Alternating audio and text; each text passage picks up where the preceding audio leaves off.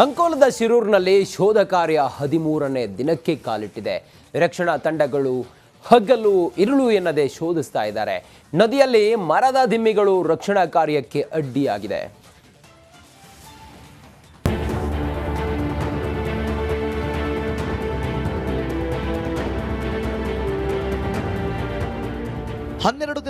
ಬರೋಬ್ಬರಿ 12 ದಿನ ಅಂಕೋಲದ ಶಿರೂರಿನಲ್ಲಿ ಗುಡ್ಡ ಕುಸಿದು 12 ದಿನಗಳೇ ಕಳೆದಿದೆ.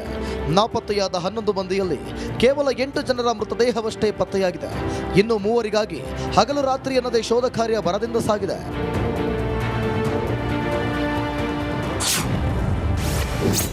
ಈಶ್ವರ್ ಮಲ್ಪೆ ತಂಡದ ವ್ಯಕ್ತಿಯೊಬ್ಬರಿಗೆ ಗಾಯ. ಗುಡ್ಡ ಕುಸಿತದಲ್ಲಿ ನಾಪತ್ತೆಯಾದವರನ್ನ ಹುಡುಕೋಕೆ ಅತಿ ದೊಡ್ಡ ಕಾರ್ಯಾಚರಣೆ ನಡೀತಾ ಇದೆ. ಎನ್ಡಿಆರ್ಎಫ್, ಎಸ್ಡಿಆರ್ಎಫ್, ಆರ್ಮಿ, ನೇವಿ ಸಿಬ್ಬಂದಿ ಜೊತೆ ಇದೀಗ ಈಶ್ವರ್ ಮಲ್ಪೆ ಕೂಡ ಸೇರಿಕೊಂಡಿದ್ದಾರೆ. 6-7 ಬಾರಿ ಗಂಗಾವಳಿ ನದಿಯಲ್ಲಿ ಡೈವ್ ಮಾಡಿ ಈಶ್ವರ್ ಮಲ್ಪೆ ರಕ್ಷಣಾ ಕಾರ್ಯ ಕೈಗೊಂಡಿದ್ದಾರೆ.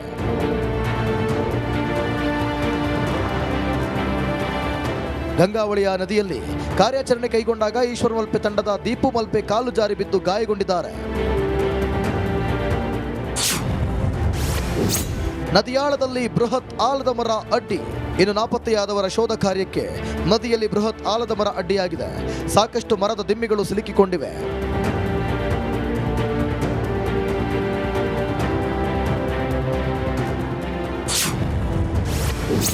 ಸ್ಥಳದಲ್ಲೇ ಬೀಡು ಬಿಟ್ಟ ಶಾಸಕ ಸತೀಶ್ ಸೈಲ್. ಅಂಕೋಲದ ಶಿರೂರು ಭೂಕುಸಿತ ಸ್ಥಳದಲ್ಲೇ ಕಾರವಾರ ಶಾಸಕ ಸತೀಶ್ ಸೈಲ್ ಬೀಡು ಬಿಟ್ಟಿದ್ದಾರೆ. ಮಧ್ಯಾಹ್ನದಿಂದ ಸಂಜೆವರೆಗೂ ರಕ್ಷಣಾ ತಂಡದ ಸದಸ್ಯರಿಗೆ ಸಾಥ್ ನೀಡಿದ್ದಾರೆ.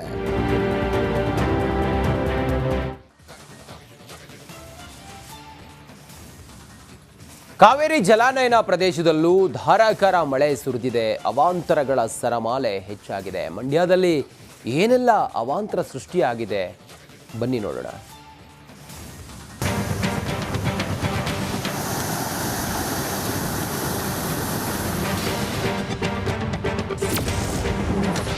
ಕಾವೇರಿ ಜಲಾನಯನ ಪ್ರದೇಶದಲ್ಲಿ ಧಾರಾಕಾರ ಮಳೆ. ನದಿ ಪಾತ್ರದ ಪ್ರದೇಶದಲ್ಲಿ ಹೈ ಅಲರ್ಟ್ ನಿಷೇಧಾಜ್ಞೆ. ಕಾವೇರಿ ಜಲಾನಯನ ಪ್ರದೇಶದಲ್ಲಿ ಧಾರಾಕಾರ ಮಳೆಯಾಗ್ತಾ ಇದೆ. ಜನಜೀವನ ಸಂಪೂರ್ಣ ಅಸ್ತವ್ಯಸ್ತವಾಗಿದೆ. ಭಾರೀ ಮಳೆಗೆ ಕೆಆರ್ಎಸ್ ಜಲಾಶಯ ಸಂಪೂರ್ಣವಾಗಿ ಭರ್ತಿಯಾಗಿದೆ. 1 ಲಕ್ಷ ಕ್ಯೂಸೆಕ್ಸ್ ನೀರನ್ನ ನದಿಗೆ ಬಿಡಲಾಗಿದೆ. ಪರಿಣಾಮ ಕಾವೇರಿ ನದಿ ಅಪಾಯದ ಮಟ್ಟ ಮೀರಿ ಹರಿತಾ ಇದೆ. ವೆಲ್ಲೆಸ್ಲಿ ಸೇತುವೆ ಮಂಡ್ಯ. ವೆಲ್ಲೆಸ್ಲಿ ಸೇತುವೆ ಮೇಲೆ ಸಂಚಾರ ನಿರ್ಬಂಧ. ಕಾವೇರಿ ನದಿ ಅಪಾಯದ ಮಟ್ಟ ಮೀರಿ ಹರಿತಾ ಇರುವಂಥದ್ದು. ಹೀಗಾಗಿ ಸಾಕಷ್ಟು ಕಡೆ ಪ್ರವಾಹ ಭೀತಿ ಎದುರಾಗಿದೆ. ಮತ್ತೊಂದು ಕಡೆ ಮಂಡ್ಯ ಜಿಲ್ಲೆ ಶ್ರೀರಂಗಪಟ್ಟಣದ ಐತಿಹಾಸಿಕ ವೆಲ್ಲೆಸ್ಲಿ ಸೇತುವೆಗೂ ಕೂಡ ಆತಂಕವನ್ನು ತಂದೊಡ್ಡಿರುವ ಕಾರಣಕ್ಕಾಗಿ ಸೇತುವೆ ಮೇಲೆ ಸಂಚಾರವನ್ನ ನಿರ್ಬಂಧ ಮಾಡಲಾಗಿದೆ. ರಂಗನತಿಟ್ಟು ಶ್ರೀರಂಗಪಟ್ಟಣ. ವಿಶ್ವ ಪ್ರಸಿದ್ಧ ರಂಗನತಿಟ್ಟು ಪಕ್ಷಿಧಾಮಕ್ಕೆ ಜಲಕಂಟಕ. ವಿಶ್ವ ಪ್ರಸಿದ್ಧ ರಂಗನತಿಟ್ಟು ಪಕ್ಷಿಧಾಮದಲ್ಲಿ ಜಲಕಂಟಕ ಎದುರಾಗಿದೆ. ದೃಶ್ಯದಲ್ಲಿ ಗಮನಿಸಬಹುದು. ಮಂಡ್ಯ ಜಿಲ್ಲೆ ಶ್ರೀರಂಗಪಟ್ಟಣ ತಾಲೂಕಿನ ರಂಗನತಿಟ್ಟು ಪಕ್ಷಿಧಾಮ ಪ್ರತಿನಿತ್ಯ ಸಹಸ್ರಾರು ಸಂಖ್ಯೆಯಲ್ಲಿ ಇಲ್ಲಿಗೆ ಪ್ರವಾಸಿಗರು ಬರ್ತಾರೆ. ಆದರೆ ಕಾವೇರಿ ನದಿ ಮೈದುಂಬಿ ಹರಿತಾ ಇರುವಂಥದ್ದು. ಅಪಾಯದ ಮಟ್ಟ ಮೀರಿ ಕಾವೇರಿ ನದಿ ಹರಿತಾ ಇರೋ ಪರಿಣಾಮ ರಂಗನತಿಟ್ಟು ಪಕ್ಷಿಧಾಮಕ್ಕೂ ಕೂಡ ಜಲಕಂಟಕ ಎದುರಾಗಿದೆ. ನಿಮಿಷಾಂಬ ದೇಗುಲ ಶ್ರೀರಂಗಪಟ್ಟಣ. ನಿಮಿಷಾಂಬಾ ದೇವಿಯ ಪಾದ ಸ್ಪರ್ಶಿಸಿದ ಕಾವೇರಿ. ದೇವಾಲಯಗಳಿಗೂ ಕೂಡ ಜಲಕಂಟಕ ಎದುರಾಗಿದೆ. ಸದ್ಯ ನಾನು ಮಂಡ್ಯ ಜಿಲ್ಲೆ ಶ್ರೀರಂಗಪಟ್ಟಣದ ಐತಿಹಾಸಿಕ ನಿಮಿಷಾಂಬಾ ದೇವಾಲಯದ ಮುಂಭಾಗ ಇದ್ದೀನಿ. ಇಲ್ಲೂ ಕೂಡ ಗಮನಿಸಬಹುದು ಕಾವೇರಿ ಮಾತೆ ನಿಮಿಷಾಂಬೆಯ ಪಾದ ಸ್ಪರ್ಶ ಮಾಡ್ತಾ ಇರುವಂಥ ದೃಶ್ಯ ನಮಗೆ ಇಲ್ಲಿ ಲಭ್ಯ ಆಗ್ತಾ ಇದೆ.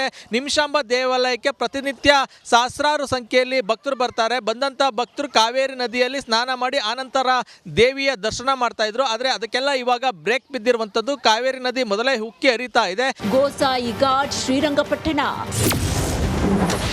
ಗೋಸಾಯಿ ಘಾಟ್ ಸಂಪೂರ್ಣ ಮುಳುಗಡೆ. ಶ್ರೀರಂಗಪಟ್ಟಣದ ಐತಿಹಾಸಿಕ ಗೋಸಾಯಿ ಘಾಟ್ನಲ್ಲಿರುವಂತಹ ದೇವಾಲಯಗಳು ಕೂಡ ಈಗ ಮುಳುಗಡೆ ಆಗಿದೆ. ದೃಶ್ಯದಲ್ಲಿ ಗಮನಿಸಬಹುದು. ಸದ್ಯ ನಾನು ಗೋಸಾಯಿ ಘಾಟ್ನಲ್ಲಿದ್ದೀನಿ. ಇಲ್ಲಿ ಇರುವಂತಹ ದೇವಾಲಯಗಳು ಈಗಾಗಲೇ ಜಲ ದಿಗ್ಬಂಧನಕ್ಕೆ ಒಳಗಾಗಿವೆ. ಕಾವೇರಿ ನದಿಯಲ್ಲಿ ಅಪಾರ ಪ್ರಮಾಣದ ನೀರು ಹರಿತಾ ಇದೆ. ಕೆಆರ್ಎಸ್ ಅಣೆಕಟ್ಟೆಯಿಂದ 1,30,000 ಕ್ಯೂಸೆಕ್ ನೀರನ್ನ ಬಿಡಲಾಗ್ತಾ ಇದೆ. ಪರಿಣಾಮ ಕಾವೇರಿ ನದಿ ಉಕ್ಕಿ ಹರಿತಾ ಇರುವಂತಹ ದೃಶ್ಯಾವಳಿಗಳನ್ನು ನೀವು ಗಮನಿಸಬಹುದು.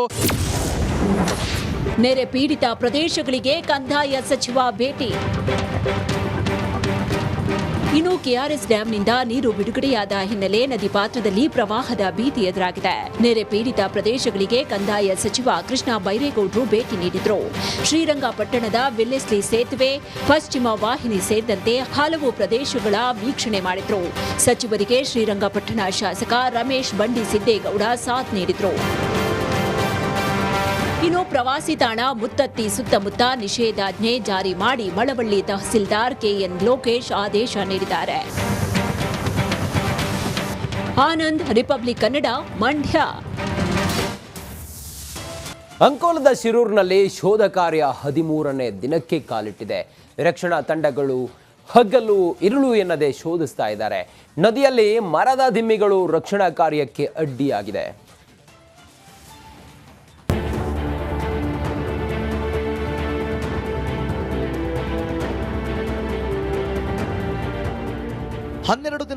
ಬರೋಬ್ಬರಿ 12 ದಿನ ಅಂಕೋಲದ ಶಿರೂರಿನಲ್ಲಿ ಗುಡ್ಡೆ ಕುಸಿದು 12 ದಿನಗಳೇ ಕಳೆದಿದೆ. ನಾಪತ್ತೆಯಾದ 11 ಮಂದಿಯಲ್ಲಿ ಕೇವಲ 8 ಜನರ ಮೃತದೇಹವಷ್ಟೇ ಪತ್ತೆಯಾಗಿದೆ. ಇನ್ನು 3 ಹಗಲು ರಾತ್ರಿ ಎನ್ನದೇ ಶೋಧ ಕಾರ್ಯ ಭರದಿಂದ ಸಾಗಿದೆ.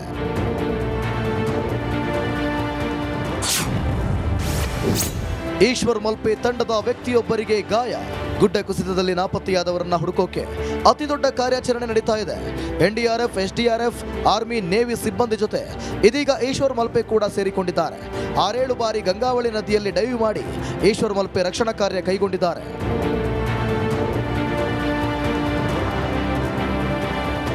ಗಂಗಾವಳಿಯ ನದಿಯಲ್ಲಿ ಕಾರ್ಯಾಚರಣೆ ಕೈಗೊಂಡಾಗ ಈಶ್ವರ್ ಮಲ್ಪೆ ತಂಡದ ದೀಪು ಮಲ್ಪೆ ಕಾಲು ಜಾರಿ ಬಿದ್ದು ಗಾಯಗೊಂಡಿದ್ದಾರೆ. ನದಿಯಾಳದಲ್ಲಿ ಬೃಹತ್ ಆಲದ ಮರ ಅಡ್ಡಿ. ಇನ್ನು ನಾಪತ್ತೆಯಾದವರ ಶೋಧ ಕಾರ್ಯಕ್ಕೆ ನದಿಯಲ್ಲಿ ಬೃಹತ್ ಆಲದ ಮರ ಅಡ್ಡಿಯಾಗಿದೆ. ಸಾಕಷ್ಟು ಮರದ ದಿಮ್ಮಿಗಳು ಸಿಲುಕಿಕೊಂಡಿವೆ.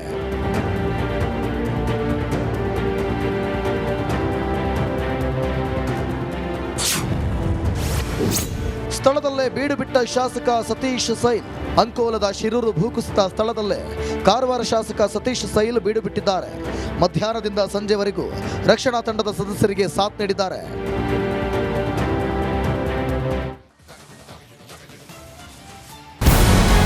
ನಮಸ್ಕಾರ, ಕರ್ನಾಟಕ ಪ್ರೈಮ್ ಟೈಮ್ಗೆ ಸ್ವಾಗತ. ನಾನು ಜಯಪ್ರಕಾಶ್ ಶೆಟ್ಟಿ.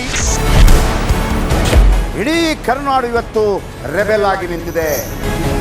ಈ ಹಗರಣಗಳನ್ನು ಸದನದಲ್ಲಿ ಪ್ರಸ್ತಾಪ ಮಾಡಲು ಕೂಡ ಕಾಂಗ್ರೆಸ್ ಹಿಂದೇಟು ಹಾಕಿದ್ದೇಕೆ? ನಿಮ್ಗೆ ಸಂಬಳ ಅದಕ್ಕೆ, ನಿಮಗೆ ವಾಹನ ಅದಕ್ಕೆ, ನಿಮಗೆ ವೆಪನ್ ಅದಕ್ಕೆ, ನೀವು ಅದನ್ನು ಸೆರೆ ಹಿಡಿಬೇಕಾಗಿದೆ. ನೀವು ವಿದ್ಯುತ್ ಬರ ಇದೆ ಅಂತ ಹೇಳ್ತಾ ಇದ್ದೀರಿ, ಎಲ್ಲಿ ಬರ ಇದೆ ನೀವು ಹೇಳಬೇಕು. ಪಾಕಿಸ್ತಾನ್ ಆಕ್ಯುಪೈಡ್ ಕಾಶ್ಮೀರ್ ಅದು ಎಂದೆಂದಿಗೂ ನಮ್ಮದು.